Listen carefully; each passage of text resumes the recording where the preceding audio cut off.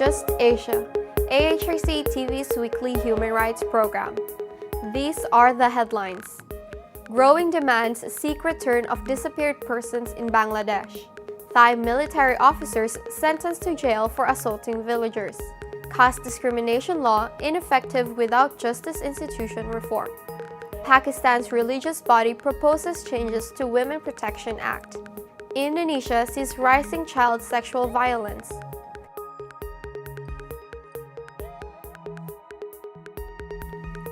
Welcome to AHRC TV's Just Asia. I am Julia Rablondo. This week's episode begins with growing demands seeking the return of disappeared persons in Bangladesh. Families are taking to the streets and holding press conferences to voice their concern and seek justice. On May 26th, relatives of 19 victims of enforced disappearances took to the streets in the country's capital, Dhaka.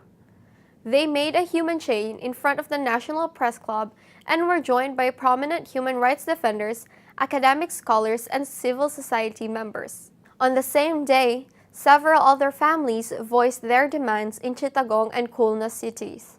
The wife, son, and brothers of Mr. Bali Mansoor Ahmad held a press conference at the Chittagong Press Club. Mr. Mansoor has been disappeared since the police arrested him from the street in March 2013. Another person named Rizvi Hassan, who was arrested together with Mansoor, has been found detained in Chittagong jail. In Khulna Press Club, the families of 3 victims held a press conference. Abdullah Al-Saim, Shawib Bishwas, and MD Manirul Islam, aka Babu, were all picked up on May 12th by law enforcement officials. For 2 weeks, their families have been requesting the police to tell them their whereabouts, but the police deny having picked them up. Moreover, instead of registering formal complaints on the disappearances, the police only agreed to record general diary entries on the condition that the families remove law enforcement agencies from their complaints and rewrite the incident as abducted by unknown people and thus missing.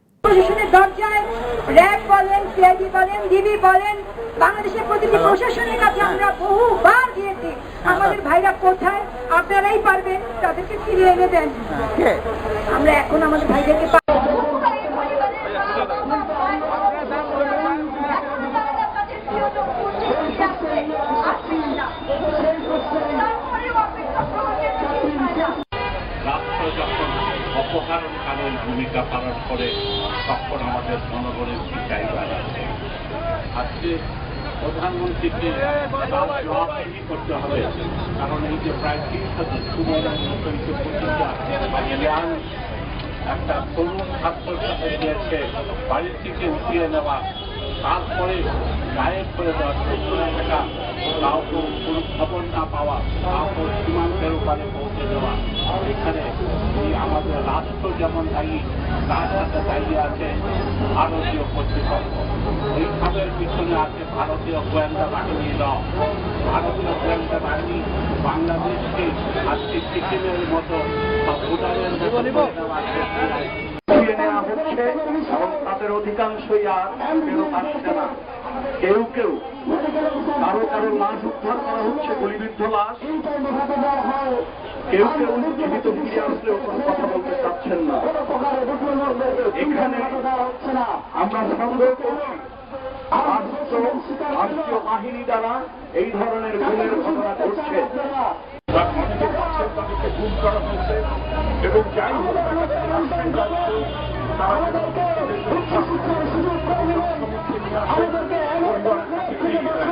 এবং আরো যেখানে মামলা নেওয়া হয় না।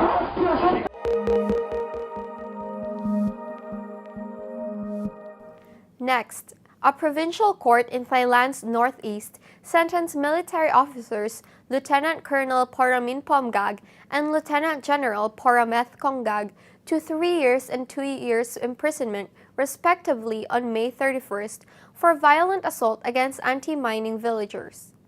2 officers were convicted for involvement in the Black May incident of 15 May 2014, during which some 200 armed men dressed in black stormed the checkpoint leading up to the controversial Tungkam Company gold mine in Bananongbong village, Wang Samphung district, Ley province, in an attempt to transport mineral ores from the mine.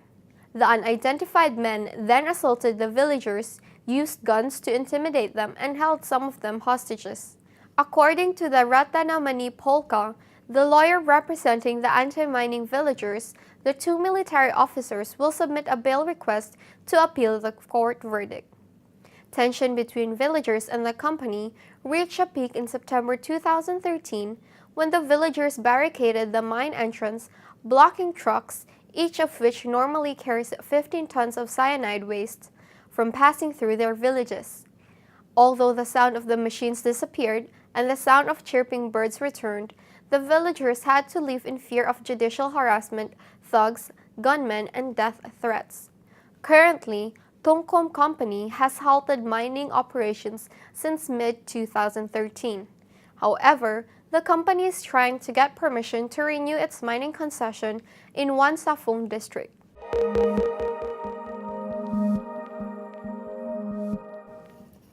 In Nepal, 4 years after the promulgation of the Caste-Based Discrimination and Untouchability Act, the law has become merely a paper tiger. While 45 cases of caste-based discrimination have been registered over the past 4 years, very few of them have reached the court. Most of the cases end up in agreement outside the police stations and courts. This has not been addressed by either Dalit civil society, the media, or the government. Just Asia caught up with Chairperson of the Jagaran Media Center and Collective Campaign for Peace, Rem Bahadur BK, to learn his views. The Caste-Based Discrimination and Untouchability Offence and Punishment Act 2011, endorsed by the Legislative Parliament, made any practice of discrimination and untouchability, both in private and public places, a crime and punishable according to the law. The government has also established a mechanism to end caste-based discrimination and untouchability and promote Dalit rights in 2011 for the practical and effective implementation of all laws and state commitment. Despite these declarations and legal and constitutional provisions, Dalits are still facing worst form of discrimination on the ground of caste in every sphere of life. Rights have not been realized. These practices in the society have not changed significantly. Dalits are facing abuses and brutal attack while attempting to enjoy their rights and freedom enshrined by the Constitution. To take some examples, after the implementation of the Act, altogether 5 lose their lives being a Dalit.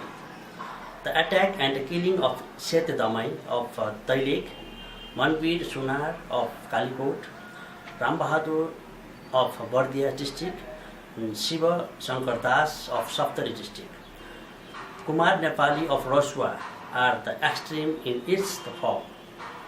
The state has been unreceptive and ignorant of these issues. This has drawn our attention, and we Dalit civil society working for the right of Dalit are concerned about such negligences of state machinery and impunity.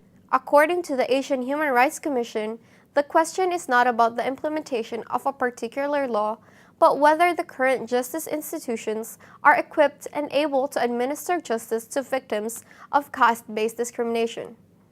Until the focus of Dalit civil society and the government is not bringing necessary reforms to the country's justice institutions, Dalits in Nepal will remain under the radar for discrimination and injustice.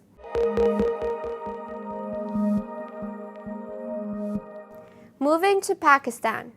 The country's Council of Islamic Ideology has made suggestions to amend Punjab's Women Protection Act in compliance with Islamic teachings. The suggested amendments include that a husband may lightly beat his wife for defying him. Co-education is to be banned after primary level, and women should not be allowed to receive male visitors. A constitutional body that advises the Pakistani legislature on whether laws are in line with Islamic teachings, the Council consistently attempts to stop the development of women's rights. After the Punjab Assembly unanimously passed the Women's Protection Act 2016, Orthodox clerics denounced it as being in conflict with the Quran and the Constitution of Pakistan and vowed to use all mediums to oppose it. Through the Council, Muslim fundamentalists are attempting to push Pakistan, a nuclear Islamic state, back 1,500 years, when women in the Arabian Peninsula were treated no better than animals.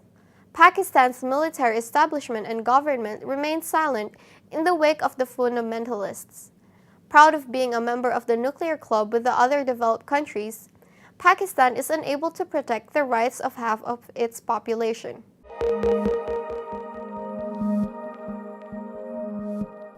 In Indonesia, sexual violence against children is a serious problem. Two recent cases of such violence include the gang rape and murder of 14-year-old Yuyun, a student from Rejang Lebong, Bengkulu province, and the gang rape of 13-year-old girl in Surabaya, East Java province.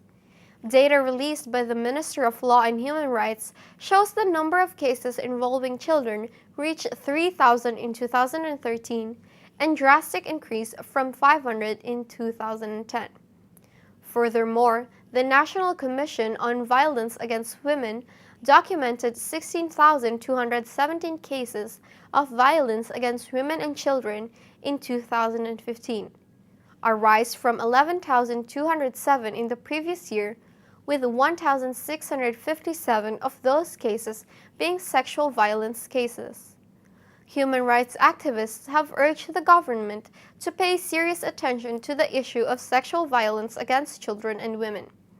The government's proposal to legally use chemical castration against the perpetrators has been vetoed by the activists, who believe that apart from being expensive, chemical castration has proven to be an ineffective deterrent for sex offenders. The government should provide compensation and other rehabilitation to victims of sexual violence. Related to sexual violence, kindergarten teachers in Jakarta organized a show concerning the protection and care of children. To learn more about sexual violence against children, Just Asia speaks to Ega Melindo, a women rights defender at the Women's Solidarity. Menurut aku, penanganan terhadap kekerasan seksual terhadap anak itu seharusnya pertama dari untuk korbannya itu sebenarnya soal fisikis yang diterima oleh korban ketika korbannya memang masih hidup, atau ketika korbannya sudah mati berarti untuk keluarganya fisikis perlindungan psikis dari masyarakat itu harus diperhatikan betul sama pemerintah dan masyarakat sekitar. Soal keadilan sih yang diterima oleh korban kekerasan seksual, keluarganya ketika korban yang mengalami kekerasan sudah meninggal.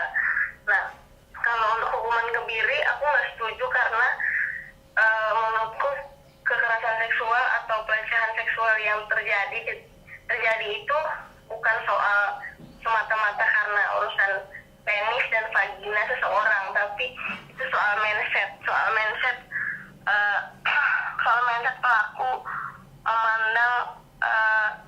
memandang si objek kekerasan ini apa, dan kekerasan seksual yang terjadi terhadap anak itu bukan hanya soal libido, tapi soal mindset tadi, soal konstruksi berpikir pelaku yang harus dirubah ketika memandang si objek kekerasan ini atau anak ini sendiri.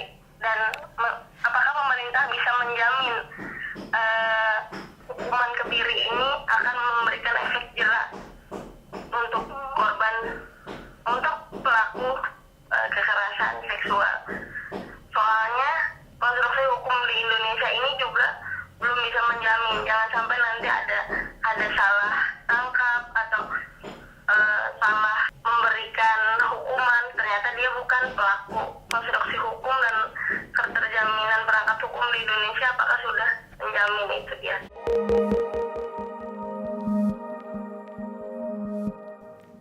That is all for this episode of Just Asia. For more on these and other issues, please visit www.humanrights.asia or www.alrc.asia/justasia. Thank you for watching and see you next week.